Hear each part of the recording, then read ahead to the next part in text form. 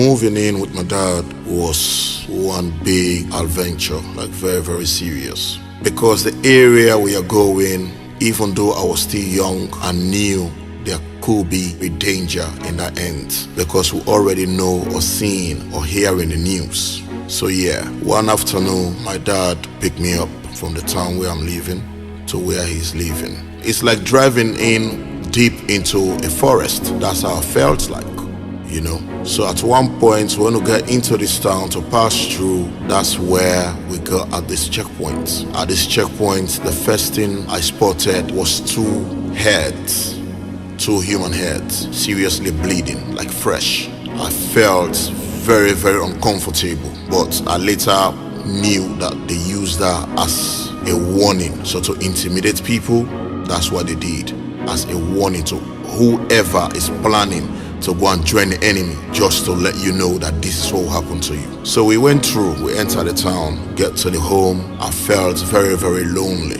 because I felt like I was the only child in that neighborhood. Wise, my dad will be going to work. But yes, still I managed to make few friends couple meter away from the home where I stay with my dad. Because in the morning he has to go to work and then I'll stay home. Have to wait until maybe the reopen of school whenever it's safe for me to go to school. But that was never, ever the case. One of the uncomfortable situations I was in was me living with a stepmom that I've been introduced to, because now I finally know my dad has another wife.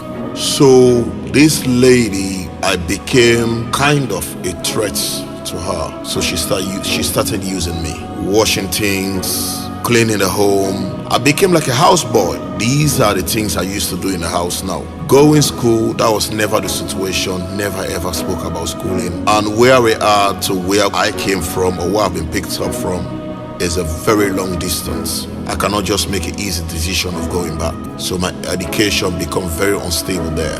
Now I was like a housemaid in my own father's house, you know. I can't fight back, I can't do nothing, yeah.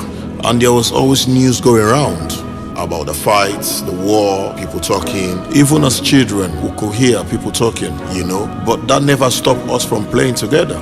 Always have to make ways to have our own fun and make friends. I remember one evening, I couldn't wait to be 11 years old. I couldn't wait to be 11. And then I heard that the rebels have sent a letter to the police and the soldiers in that town that they will be celebrating the new year in the town. That was a big blow in my face. That's how I felt now unto these days, because I was looking forward to my birthday, you know. So this, for me, could have been an alarm to my own dad to take me back if this kind of information is going around. But that was never ever the case. Wow.